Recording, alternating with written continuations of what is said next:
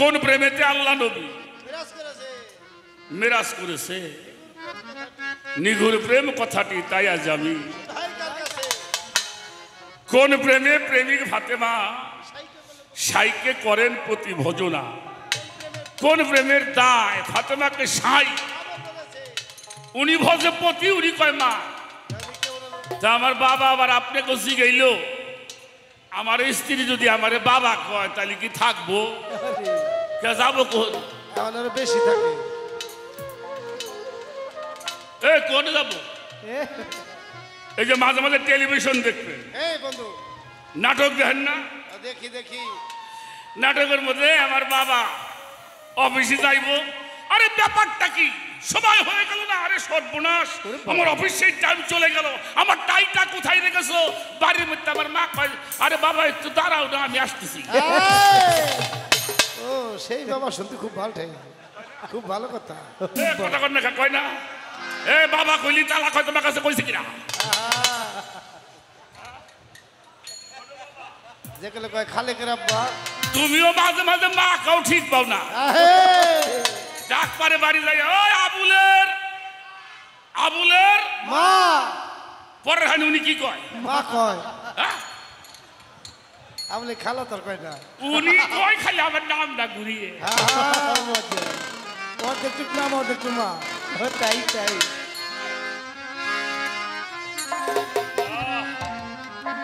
একটা গান শুনে ফেল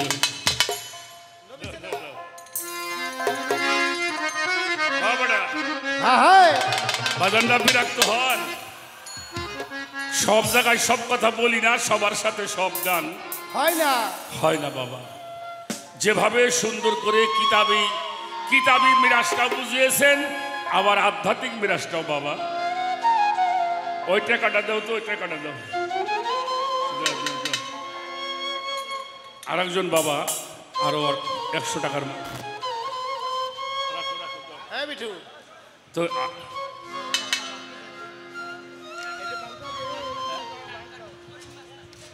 जानकार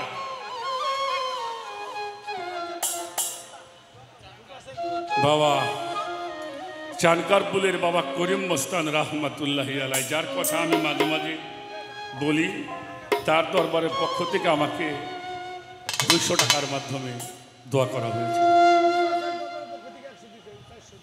धन्यवाद सबाइके दरबारेर पक्ष थेके आर 100 टाका आवालाखेर जाहेर बातें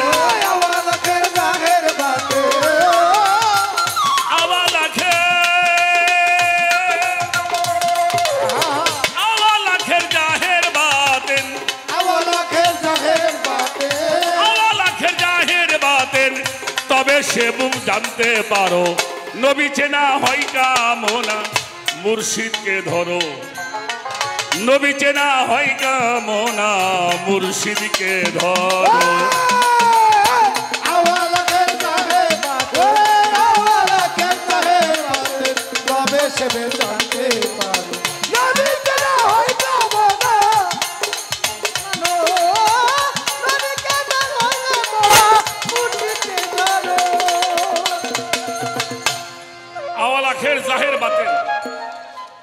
तबे सेई भेद जानते पारो आमार नबी चेना हय कामना आगे एकजन मुर्शिद धरो नबी के चिनते हबे छिलो आछे आवालुना मुहम्मद आखिरुना मुहम्मद औसतुना मुहम्मद कुल्लुना मुहम्मद छिलो आछे थाकबे यदि सेई नबी के चिनते हय আমার বাহার শাহ বাবার মতো একজন আল্লাহর ওলির কাছে গিয়ে সেই সন্ধান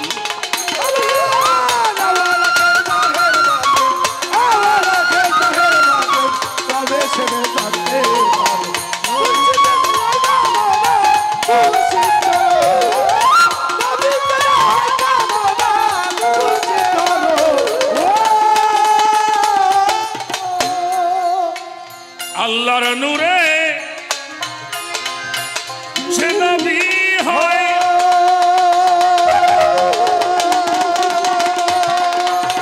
सारा जहान तार नूरे गय अल्लाहर नूरे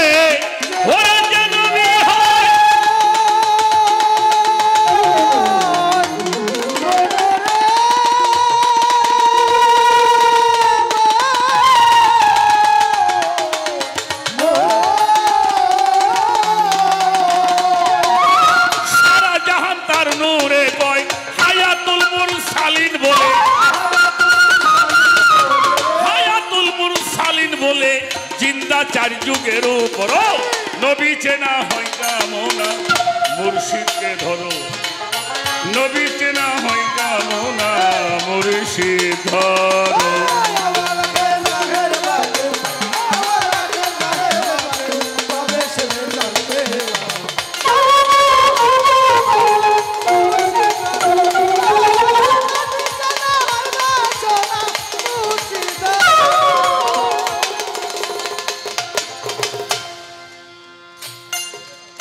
আল্লাহর নূরে যে নবী হয় সারা জাহান তার নূরে, এই জন্য হায়াতুল মুরসালিন বলে জিন্দা চার যুগের উপর।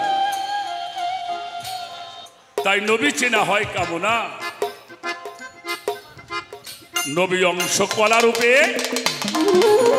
তিন রূপ ধরে এক রূপে,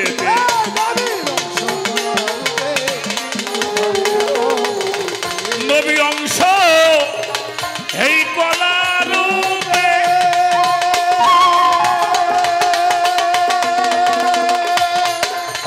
তিন রূপ ধরে এক রূপে নবী অংশ,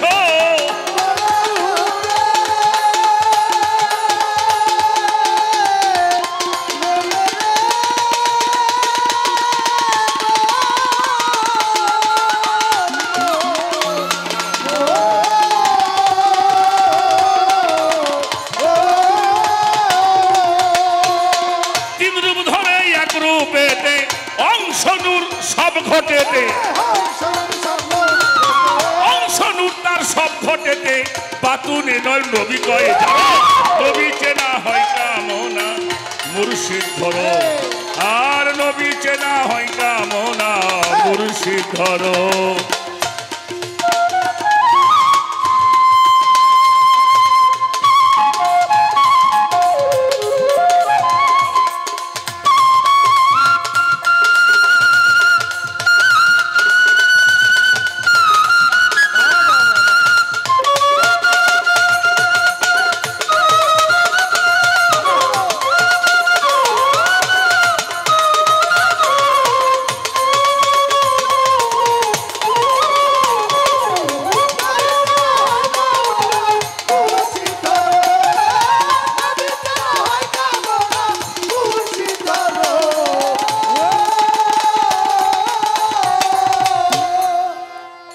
কলা রূপে মদিনাতে জাহের হলো তরিক দিতে,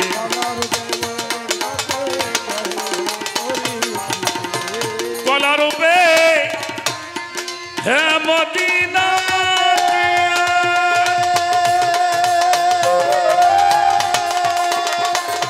ওরে জাহের হইল তরিক দিতে, কলা রূপে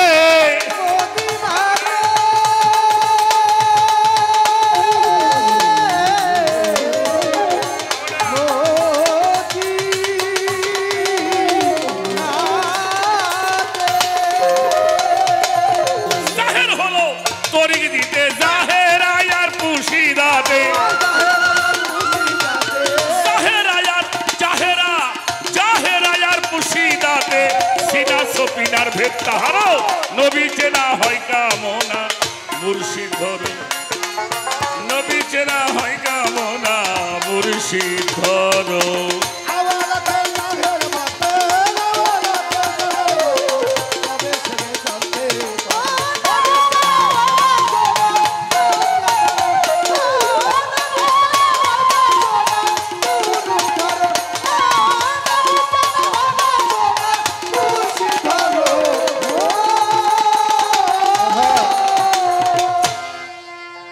বাসার দেহ খাকে থুয়ে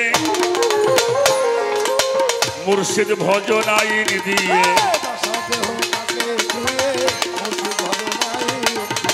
বাসার দেহটা খাকে থুয়ে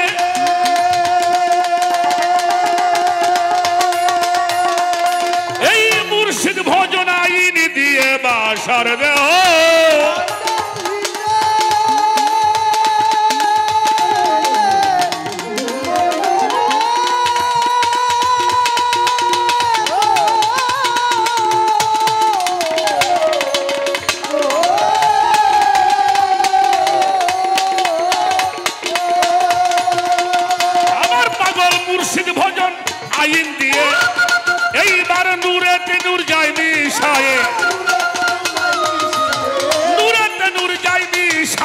দুর্দশা কয় আকারে সাকারো ধরো নবী চেনা হয় কামনা মুর্শিদ ধরো নবী চেনা হয় কামনা মুর্শিদ ধরো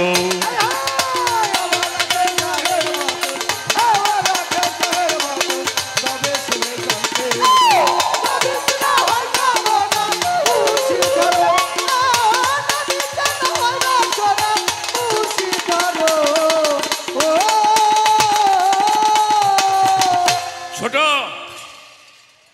আপনারা জানেন মেরাজ কয়বার হয়েছে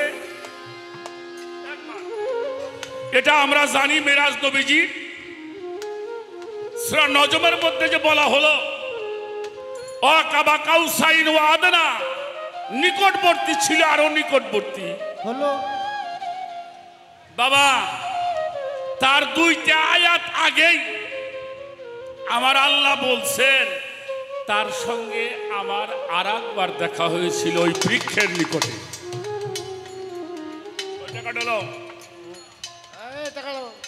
এই যে মেরাজ আপনি আর আমি গাইতেছি এটা হলো উম্মতের মেরাজ তার আগেও তার সঙ্গে আবার আরেকবার দেখা হয়েছিল ওই বৃক্ষের নিকটে এই সূরা নজমের ওই কাবা ওই আয়াতের দুই আয়াত আগে আল্লাহ তাআলা আবার কিন্তু আমরা তো জানি একবার এই যে তার আগে যে একবার হলো দুনিয়াতে আসার পরেই তাহাকে নেওয়া হয়েছিল আল্লাহর রুবুবিয়্যাত আল্লাহর কামলিয়াত আল্লাহর মাওলাইয়াত আল্লাহর নবুয়ত সমস্ত কিছু আমার নবীকে বুঝিয়ে দেওয়ার জন্য দুনিয়াতে আসার পরেই নবী মুহাম্মদুর রাসূলুল্লাহ সাল্লাল্লাহু আলাইহি ওয়াসাল্লাম নিয়ে গিয়েছিলেন 12ই রবিউল আওয়ালে প্রকাশ করে দিয়েছিলেন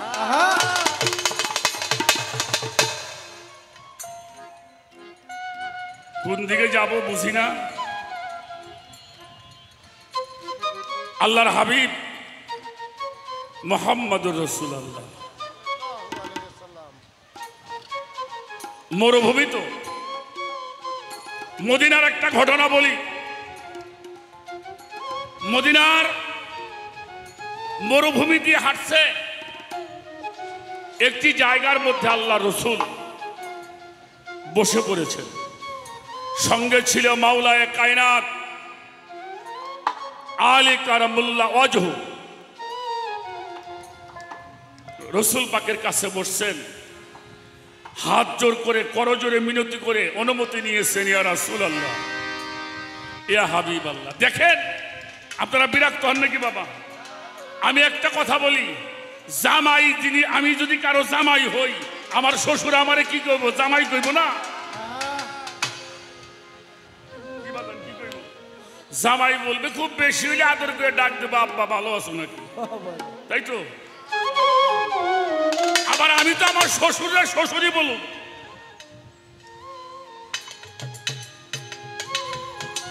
সন্তান তো বাবাকে বাবাই বলবে তাই তো বলবে দেখেন আবু বকর সিদ্দিক রাদিয়াল্লাহু তাআলা আনহু উনি কিন্তু আমার নবীজির শ্বশুর শ্বশুর না হযরত ওমরের শ্বশুর মাওলা আলী জামাতা ফাতেমা হলো মেয়ে আয়েশা সিদ্দিকা তার বিবিগণ কোন সময় তাকে দুনিয়াদারি সম্পর্ক তৈরি কেউ ডাকে নাই সবাই বলতো ইয়া রাসূলুল্লাহ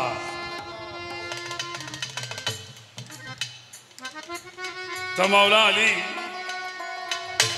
দুইজনে বসে আছেন মাওলা আলী আমার নবীজিকে বলছি ইয়া রাসূলুল্লাহ একটা বিষয় আপনার কাছে জানতে চাই ছোট খুব ছোট বাজাও এটা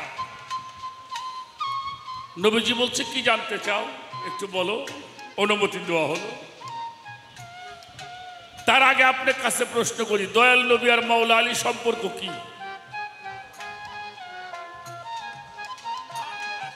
কি চাচাতো ভাই আবার জামাই আবার ভক্ত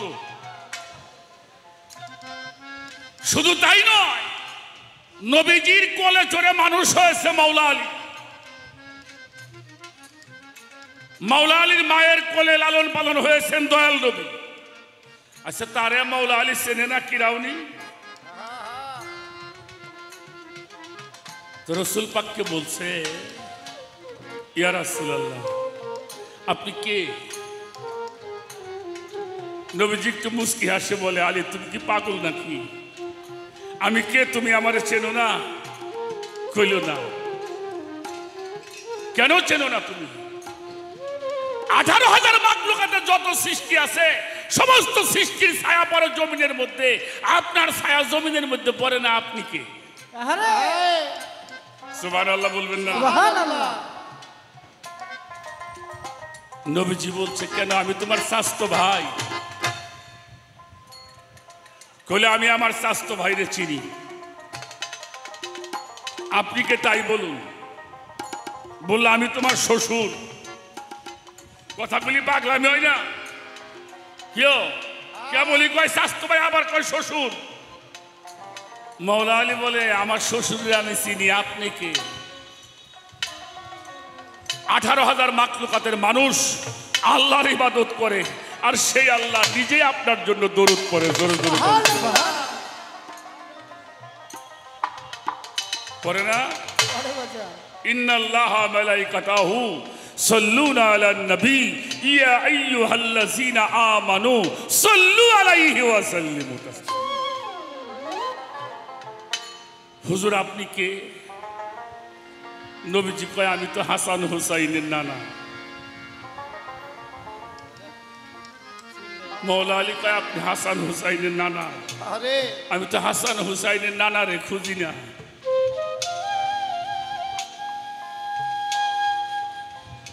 আমার হুজুর পাকের চেহারা মোবারকটা পরিবর্তন হয়ে গেছে,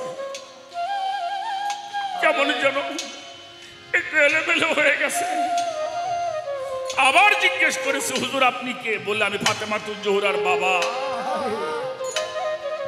মাওলা আলী তাকায় দেখে আমার হুজুর পাকের চক্ষু মুবারক ভরা পানি টলমল করছে। মাওলা আলী চিন্তা করছে, আমার বড় বেয়াদবি হয়ে গেল, আমি বড় অপরাধ করে ফেলেছি।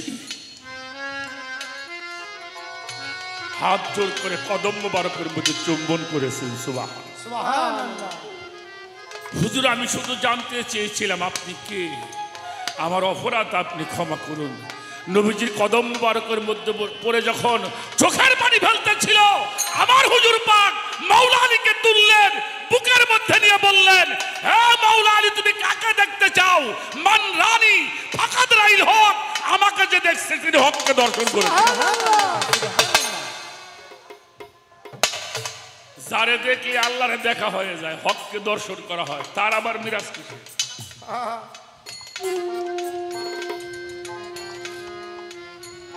নবী কি,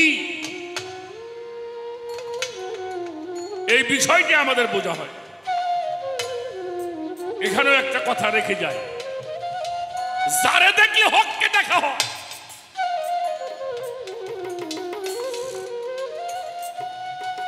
আমি তো মিরাজের বিষয়টা এখনো এমন একটা জায়গায় বাবা কথা রাখছে, যার জন্য আমি বাধ্য হয়েছি কথাগুলি বলার জন্য।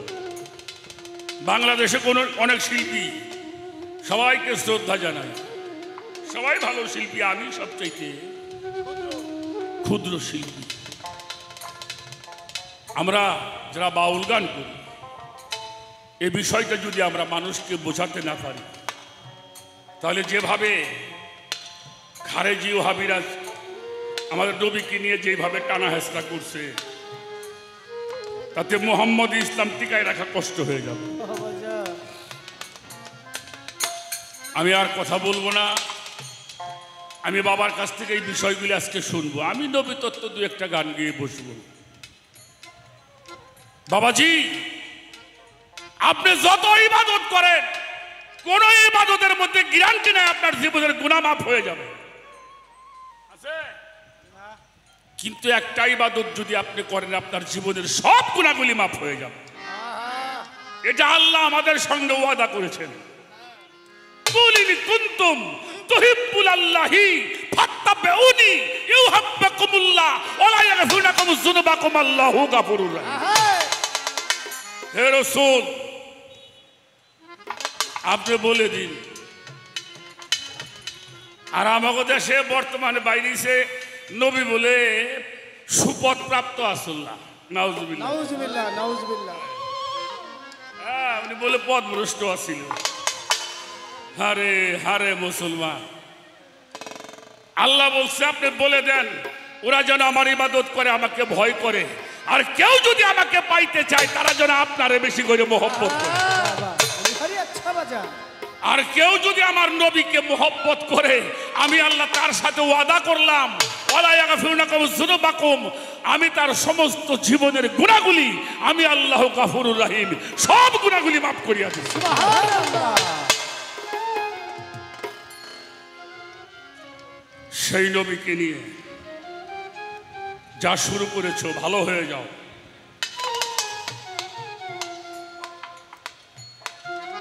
কতটুকু ভালোবাসছো, কোলের সন্তান পর্যন্ত দিয়ে দিছে মিয়া। কোলের সন্তানের মায়া করে না এই নবীকে ভালোবেসে। মদিনায় যাবার পরে যখন আবার আবু জেহেল যুদ্ধের ঘোষণা করেছিলেন, সেই যুদ্ধে মানুষ সংগ্রহ করতেছিলেন, মানুষ যুদ্ধের নাম লেখাইতেছেন। এমন সময় একজন মা জননী 2.5-3 বছরের একটা ছেলে কোলে করে আমার হুজুর পাকের দরবারে আসছেন। এসে বলছে ইয়া রাসূলুল্লাহ আমার পিতা মাতা আপনার চরণে কুরবানি হোক।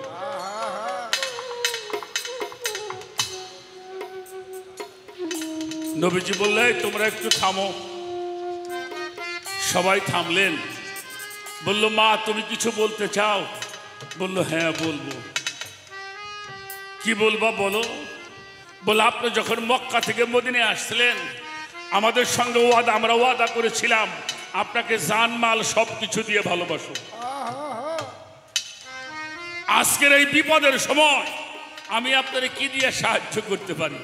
আমার তো আর স্বামী নাই। নবী বলছে মা তোমার কোনো সাহায্য করতে হবে না। বলে আমরা তো ওয়াদা করেছিলাম। একটা কথা বলি হুজুর। নবীজি বলল বলো।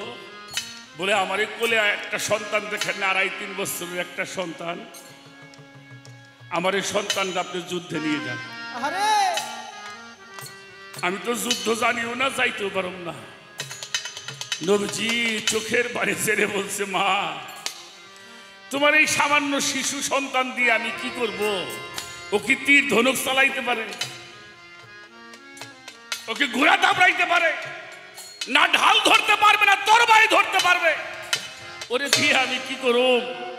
মহিলাটা নবীর কদম মোবারক ধরে বলেছিল হুজুর ও তীর ধনুক ধরতে পারবে না আমি জানি, ও ঢাল ধরতে পারবে না আমি জানি, তরবারি ধরতে পারবে না জানি। নবীজি বলছে তাহলে দিচ্ছ কেন? মহিলা বলল হুজুর ও যদি ঢাল ধরতে নাও পারে ঢাল হয়ে তো আপনার জীবনটা রক্ষা করতে পারবে। নবীজি বলে তুমি কি বলো?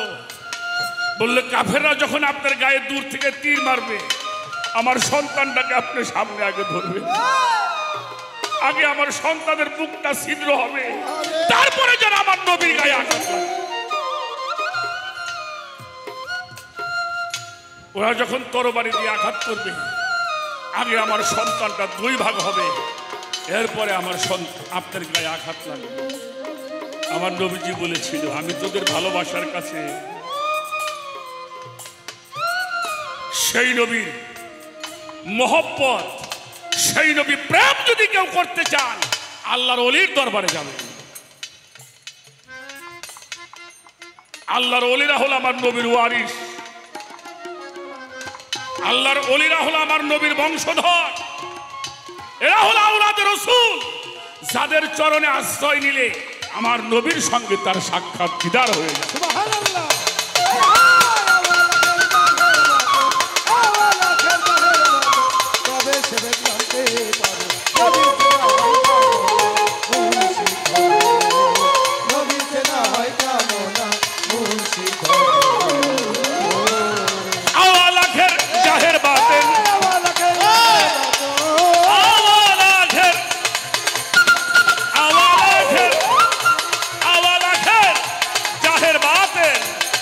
সে ভেদে জানতে পারো নবী চেনা হয় কামনা মুর্শিদ ধরো আর নবী চেনা হয় কামনা মুর্শিদ ধরো আমার নবী চেনা হয় কামনা আগে মুর্শিদকে